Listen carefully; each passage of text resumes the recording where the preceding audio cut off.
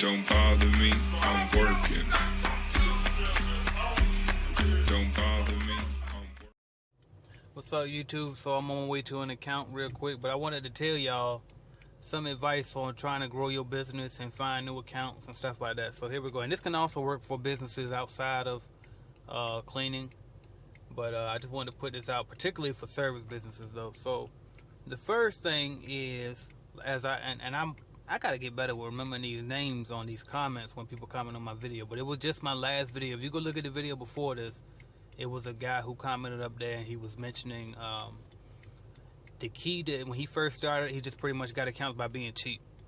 And I think that's rule number one. Start off when you first starting off, in order to find an account, just be cheaper than everybody else, just so you can get some business first. Because for one, you need to get your experience up, and then number two, you need a track record, because it's hard to get accounts in service lines of business when you don't have a track record. So you need some referrals under your belt anyway. So the first thing for trying to find a customer is be cheap. Figure out how the bidding works, figure out the going rates in your local area, and then just kind of underbid everybody for a little while, just so you can get some experience, get some contracts under your belt and all of that. Now of course this won't work if you actually trying to start off from the top. Like if you're trying to start off and you got a crew in place and all of that. I'm talking about for people who start from scratch. They spent their last dollar and they're gonna go out there and do the services on their own. Just start cheap. You know what I mean? So that's number one for trying to get accounts. Now, number two is like a twofold thing. I want to give y'all some examples of what I did. And I learned this from Evan Carmichael on his YouTube channel. He says that a lot of businesses, really, if you think about it, they have a story. And you want to create a storyline for your business. And this can work for anything, even with products. So you got to figure out what your business's or your product story is. Now, for example, when you go to Starbucks, the story behind it is pretty much, elegance and a great place to be, the Wi-Fi, good customer service, and top-notch. Same thing with Chick-fil-A. The storyline behind it is top-notch customer service, 100% real chicken and all that type of stuff. So you feel like you're getting the best of the best. Every product or every major brand has a story behind it. You know what I mean? So you got to figure out what your story is. I'll tell you, we have two stories for our business, and the first one, which is centered around me, as AJ Simmons is the brand, franchise owner, honorable mention, first franchise owner of the year, and that's just pretty much like the story is young successful entrepreneur, and people like to contribute to that. They want to say, oh well, he does a great job, I want the best working for me.